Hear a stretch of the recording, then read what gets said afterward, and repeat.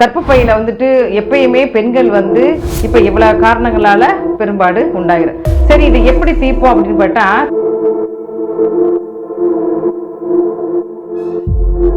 இந்த வாழைப்பூ பெரும்பாடுக்கு ரொம்ப முக்கியத்துவம் வாய்ந்த மருந்து. கடுக்காய் மாதிரி வந்துட்டு ஒரு எதிர்ப்பு சக்தி கொடுக்கக்கூடிய பொருள் உலகத்துல கிடையாது.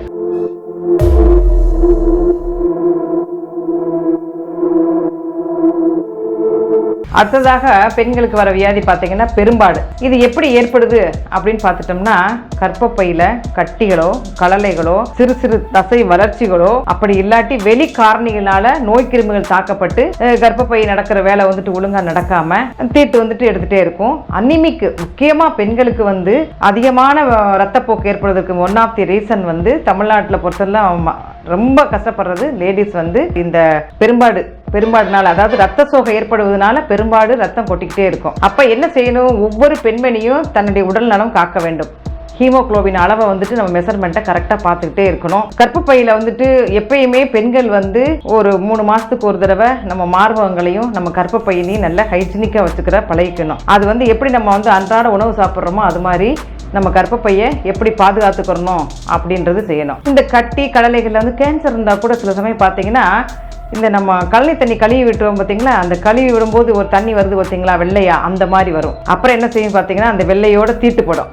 அப்புறம் அப்படி ரத்தமாக கொட்டிக்கிட்டே இருக்கும்.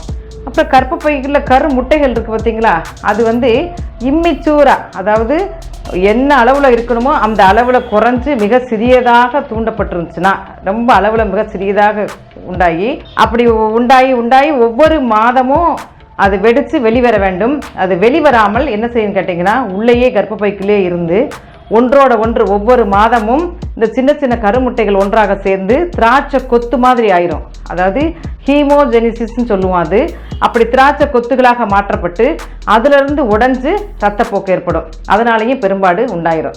இப்போ இவ்வளோ காரணங்களால் பெரும்பாடு உண்டாயிரும். சரி, இது எப்படி தீர்ப்போம் அப்படின்னு பார்த்தா, சிம்பிளாக தீர்த்துக்கலாம். நீங்கள் நம்ம பாருங்களேன், அன்றாட பயன்படுத்தக்கூடிய நம்ம கையில் கிடைக்கக்கூடிய இதுவே நம்ம பயன்படுத்திக்கலாம். வாழைப்பூ பார்த்துட்டிங்களா, நமக்கு ஈஸியாக நம்ம கிடைக்கும். வில்லேஜ்லேயும் கிடைக்கும், நாட்டுப்புறங்கள்லேயும் நல்லா கிடைக்கும். இந்த வாழைப்பூ பெரும்பாடுக்கு ரொம்ப முக்கியத்துவம் வாய்ந்த மருந்து. இந்த வாழைப்பூவில் உள்ள அந்த துவர்ப்பு செய்கையானது ரத்தம் அதிகமாக கொட்டுவதை நிப்பாட்டக்கூடிய தன்மை கொண்டது இந்த வாழைப்பூ. வேற என்ன செய்யும் அப்படின்னு கேட்டீங்கன்னா, கர்ப்பப்பையை மின்தன்மை அடைய வச்சிரும். அதாவது கர்ப்பப்பை தன்னுடைய வேலையை செய்யாமல் இருந்துதான் பெரும்பாடு எடுத்துட்டு இருக்கும். அப்ப அந்த ஹார்மோன் கட்டுப்பாடு ஏற்படுவதற்கு இந்த வாழைப்பூ மிகவும் உதவி செய்கிறது. சரி, இந்த வாழைப்பூவை வந்துட்டு நம்ம எப்படி பயன்படுத்துவோம் அப்படின்னு பார்த்தோம்னா, இது வந்து கர்ப்பப்பையை உரமாக்கும். அதாவது ரொம்ப வீக்காக இருப்பாங்க பாருங்க, 3 மாதம் கரு தாங்க முடியாது, அப்படியே கலைஞ்சு பெரும்பாடு எடுத்துடும். அதை மிஸ்டு அபாசன்னு சொல்லுவோம். அந்த காலகட்டத்துக்கும் கர்ப்பப்பையை அதை சுவரை நல்லா ஸ்ட்ராங் பண்ணுறதுக்கு இந்த வாழைப்பானது ரொம்ப முக்கியமான பங்கு வகிக்கிறது. இது எப்படி பயன்படுத்துவோம் அப்படின்னு பார்த்துட்டிங்கன்னா, இதில் உள்ள இருக்க அந்த உள்பூவை எடுத்துக்கணும். இந்த வாழைப்பூவை வந்து என்ன செய்யணும் கேட்டிங்கன்னா, பொடி பொடியாக நறுக்கணும்.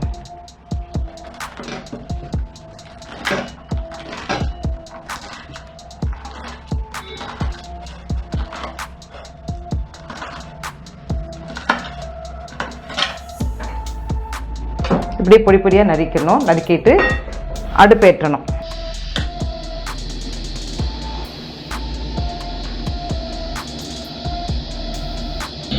வானொலியை வைத்து விட்டேன். சட்டி சூடாயிடுச்சு. சூடான பிறகு தண்ணி ஊற்றணும். 100 ml தண்ணி ஊற்றுறேன். நான் தேவையான ஒரு வேளை சாப்பிட்றதுக்குரியதான் ப்ரிப்பேர் பண்ணுறோம். தண்ணி சூடாயிடுச்சு. வாழைப்பூவை போடுறோம்.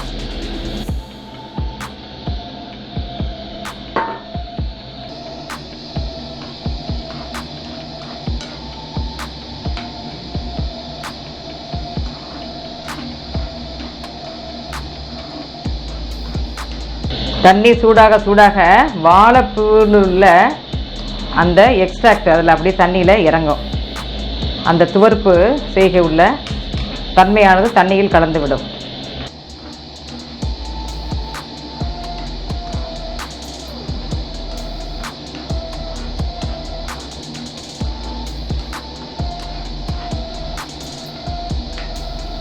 பாருங்கள், கலர் தண்ணி மாறிடுச்சு பாருங்கள்.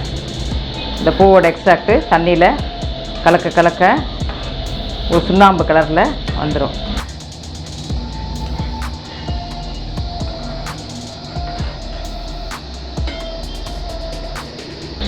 நல்லா கொதிஞ்சிருச்சு.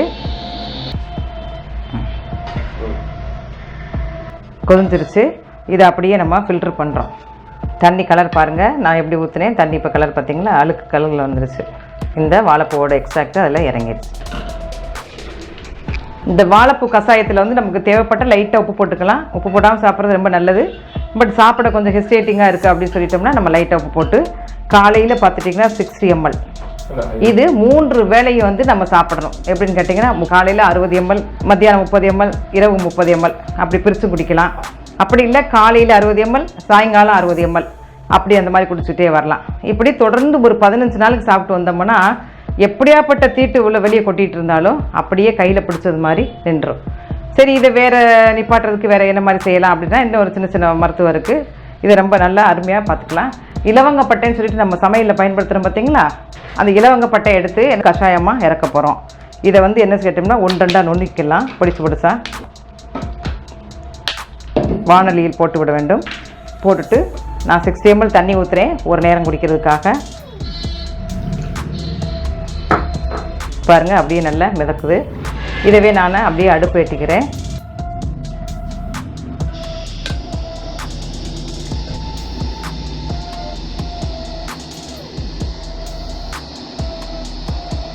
இது நன்றாக கலக்கி விட வேண்டும். அப்பப்போ கலக்கிக்கணும். அந்த எக்ஸாக்ட் அதில் இறங்க தட்டிக்கும்.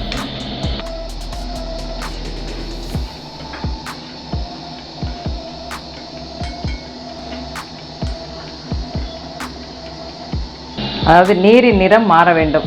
நம்ம போட்ட தண்ணி கலர்லேயே இருக்கக்கூடாது. பட்டையோட எக்ஸாக்ட் அதில் இறங்குச்சுன்னா நீரோட நிறம் மாறிடும். நீரின் நிறம் மாறிடுச்சு. இப்போ கொதிந்தது போதும். இது எக்ஸாக்ட் இறங்கி அந்த இலவங்கப்பட்ட மனம் அந்த ரூம்பே கமலும். இப்போ என்ன செய்யணும், இதை நம்ம அப்படியே ஃபில்ட்ரு பண்ணணும். கலர் மாறிடுச்சு பார்த்தீங்களா.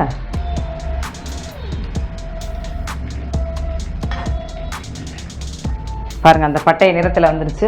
இதை 30 ml வீதம் 3 வேளை தொடர்ந்து 7 நாளைக்கு சாப்பிட்டு வரணும். அப்படி வந்துட்டோம்னா தீட்டு ரொம்ப கொட்டிகிட்டே இருக்க தீட்டு கொஞ்சம் கொஞ்சமாக நின்றும். இப்போ வந்து 10-20 நாள் போயிட்டே இருக்கும், 1 மாதம் வரும். சில பேர் பார்த்துட்டிங்கன்னா என் கிளினிக்கில் பார்த்துட்டு அம்மா ஒரு சேலை வச்சேன் நினைஞ்சிருச்சு, என்னால் ரொம்ப கஷ்டமாக இருக்குது அப்படின்னு சொல்லுவாங்க. அந்த கட்டத்துக்கு இந்த கஷாயத்தை நம்ம இறக்கி குடிச்சிட்டோம்னா கண்டிப்பாக கொஞ்சம் கொஞ்சமாக குறைஞ்சி 10 நாளில் தீட்டு நின்றுவிடும். இது கடுக்காய் பொடி, இது தாண்டிக்காய் பொடி. இந்த கடுக்காய் பொடியும் தாண்டிக்காய் பொடியும் சம அளவு எடுக்கணும். அதாவது ஒவ்வொரு ஸ்பூன் எடுத்து வெந்நீரில் காய்ந்தாரிய வெந்நீரில் நம்ம கலக்கணும். கரெக்டாக 1 ஸ்பூன் போடுறேன். கடுக்காய் பொடி 1 ஸ்பூன், தாண்டிக்காய் பொடி 1 ஸ்பூன். இந்த காய்ந்தாரிய தண்ணி நல்ல சூடாக தான் இருக்குது, இளஞ்சூட்டில் தான் இருக்குது. நல்லா கலக்கிக்கிறேன். நல்லா கலக்கியாச்சு பாருங்கள், எது இல்லாமல் கலக்கியாச்சு.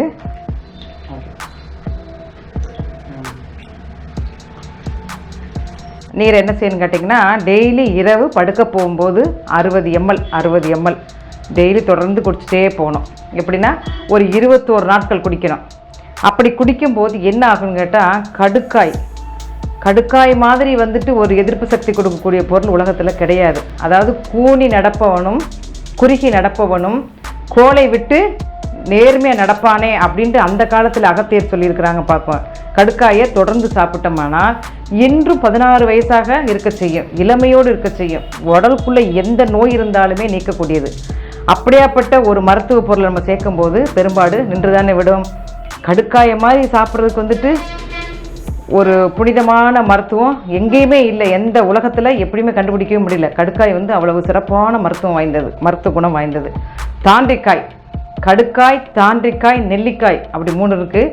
இது 3யுமே ஒருத்தர் வந்து தொடர்ந்து சாப்பிட்டு வந்தோம்னால் அவருக்கு மூளை நரம்புகள் நன்றாக தூண்டப்பட்டு ஞாபக சக்தி பயங்கரமாக இருக்கும்.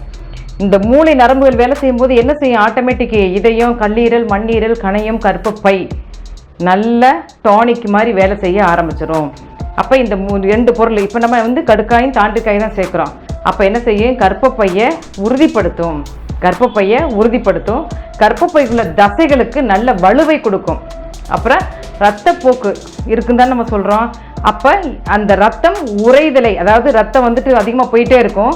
அப்படி போகும்போது அந்த உறைதலின் தன்மையை வந்துட்டு இது கொடுக்கும். கடுக்காய் வந்து ஃபர்ஸ்ட் கிளாஸ் மெடிசன். கடுக்காயும் தாண்டிக்காய்க்கும் ரத்தத்தை கொஞ்சம் உறைய வைக்கக்கூடிய கெப்பாசிட்டி இருக்கிறதுனால கண்டிப்பாக பெரும்பாடை நீக்கிவிடும். இப்படி சின்ன சின்ன மருத்துவம் செஞ்சு நாமளே நமக்குள்ள நோயை வந்து வீட்டில் இருந்தே வைத்தியம் பார்த்து நம்ம நோயை தீர்த்துக்கலாம். உங்களுக்கு இந்த வீடியோ பிடிச்சிருந்தா தினபூமி எக்ஸ்க்ளூசிவ் சேனலை சப்ஸ்கிரைப் பண்ணுங்கள்.